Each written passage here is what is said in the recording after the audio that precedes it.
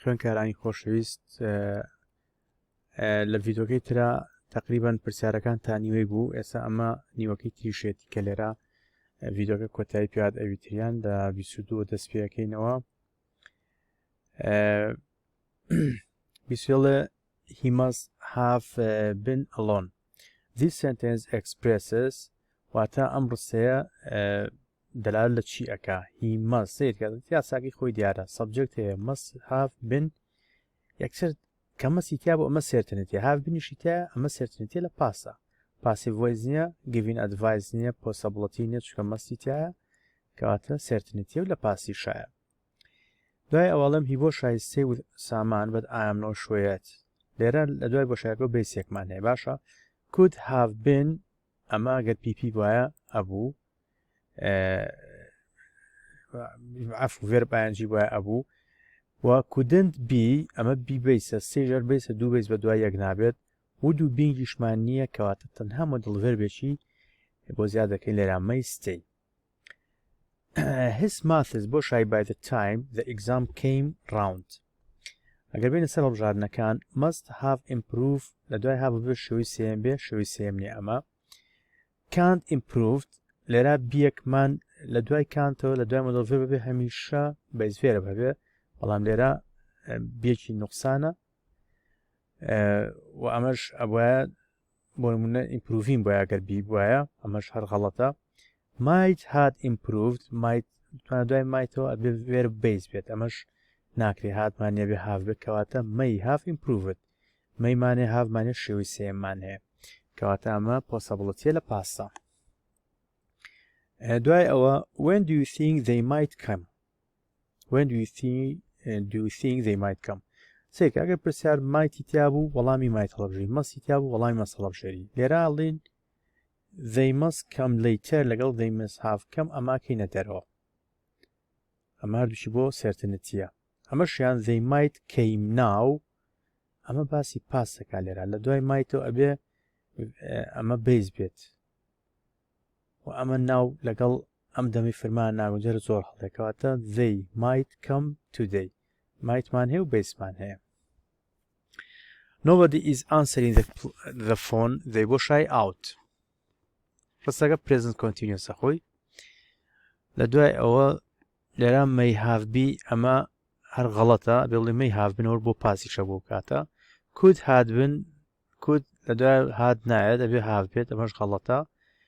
must have-شمان نییە لە دەرا بینێکی نوقسانە ئەو کاتە هەر بۆ ئەم ڕستێژ نابوو بەڵام must be ئەمە certaintyە لە presentە بۆ ئێرە بێت they must be out. subjectمانێ must be مانێ بە دوای adverb of placeێکمانێ out. Azad's presentation ئەمە بۆ شای amazing since there was a lot of discussion. there was ڕستەکە ڕستەیەکی پاستە اینجا ئەگەر بینە سەر ئێرە may have و بینگمان نییە تۆ فێر بە لە هەڵبژاردنە هەڵە بکەرە دەرەوە کە هەڵت کردە دەرەوە ڕاستەکان ئەمێنێتەوە.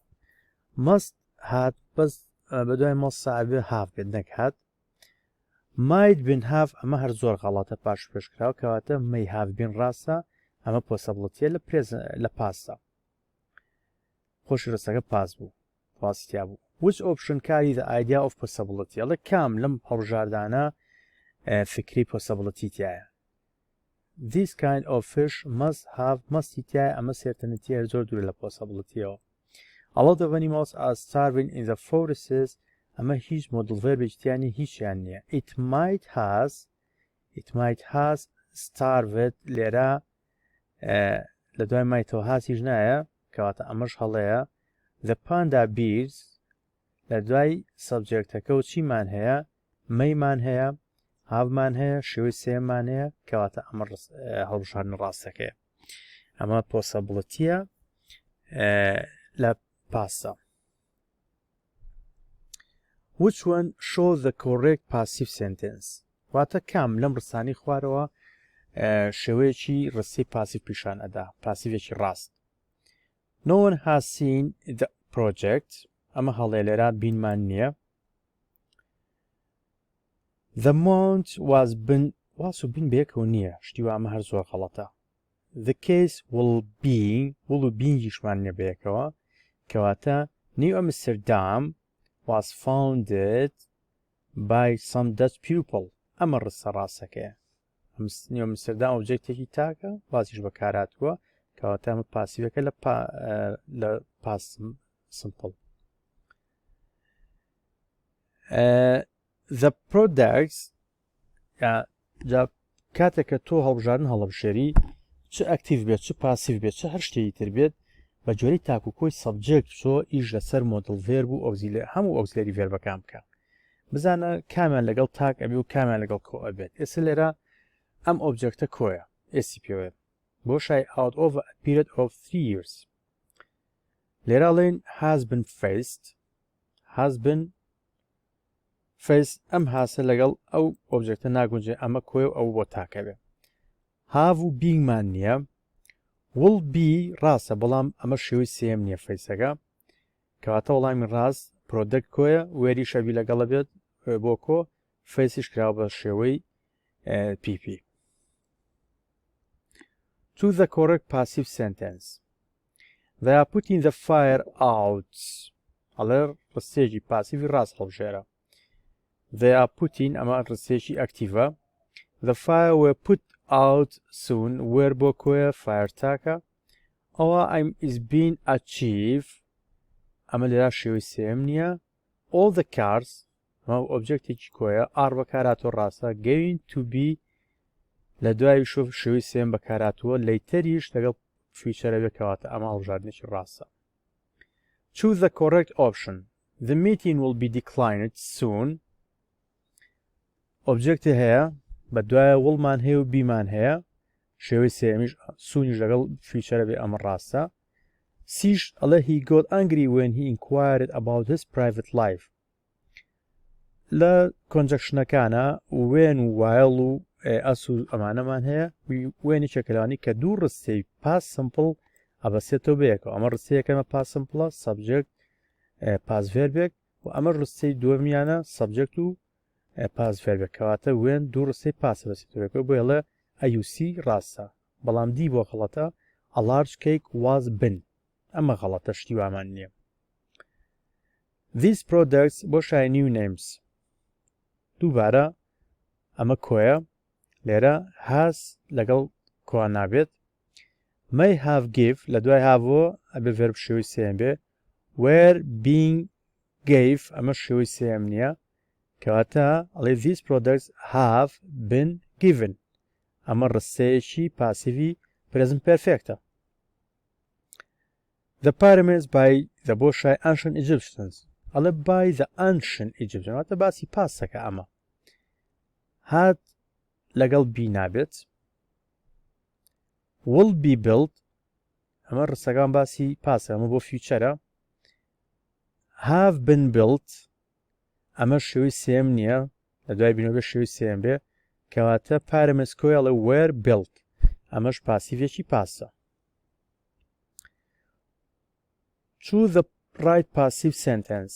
The presentations was یەکسەر سێرەکەی ئۆبجێکتەکە کۆیە ئەمە بۆ تاکە ئەمە ناگونجێ. The preparations was been ئەمەش بە هەمان شێوە واس و بن بەیەکەوە نییە ئەمە یەک ING شە ڤێربەکە ئەمە دوو هەڵە ئەمەش کۆیە لەگەڵ واز نابێت ئەمە سێ هەڵە. The preparation will being بەیەکەوە هیچ کات نایێت ئەبێ will be بێت کاتەڵی the preparation has لەبەرەوەی تاکە هازی ژاتووە بینی ژاتووە بەکوێیاسە ئەوە شێوەی سێمی فرمان. English language بۆ شای in this school is teach ئەمە غەڵەتە teach بە ئیدی نابێت بە شێوەی سێم is being teach بە هەمان شێوە لە دوای بینەکەوە ئەمە نەکراوە بە شێوەی سێم will be teach ئەمەش بە هەمان شێوە لێرا نەکراوە بە شێوەی سێم کەواتە ئەمە ڕاستە the English language is taught ئەمە پاسیڤێکی present simple. Which one do you think express the idea of possibility and passive? واتە possibility بێ و passive بێ. Children ئەمە ئۆبجێکتەکەیە might be sent might بێکە دەلالەتە لە certainty عفو might بێکە دەلالەتە لە possibility لە پرێزنتە لە دوای بیەکەشەوە سنتمان هەیە بە گوێرەی یاسای پاسیڤ مۆدڵ ڤەرب بێت بە دوایە بی دێت بە دوایە شێوەی سێم دێت کەواتە پۆسیبڵیتیە و پاسیڤیشە. The police ئەمە ڕستێکی ئەکتیڤە ئەمە نابێت. When I go to Vienna I might be staying with my friends ئەمەش هەر نابێ ئەمەش پاسیڤ نییە. Could it be that you don't want to leave ئەمەش could لەگەڵ بیاوە هەر نابێ ڕستێکی پرسیاریشە بەڵام هەر غەڵەتە. دوای ئەوە which one of the following is a correct passive voice sentence واسە کام لەمانی خوار ڕستێکی پاسیفی ڕاستە. The car has hit لێرا بینمان نییە بەس ڕستەی تەواو ئەم بڵێن ڕستێکی ئەکتیڤە. The car has ڕستەی present perfectە. The old lady has hit by the car هەر هەمان ڕستەیە old lady object هاتوتە سەرەتای ڕستە بەڵام هازیش تەواوە لەگەڵی ئەگونجێ بەڵام لێرا بینمان نییە لە بینی هاس و شێوەی سێمەکە بینمان نییە بن. The old lady has been هاز و بینمان بەی شوێن نییە کەواتە the old lady ئەمە ئۆبجێکتە تاکە هازمان بەکارێنەوە بە جۆرازەی present perfect بیندانی بۆ دوای ئەوش ڤەربەکەی شێوەی سێمە by the car کەواتە ئەمە ڕستەیەکی پاسیڤی present perfectە بە بەکارهێنانی by plus agent.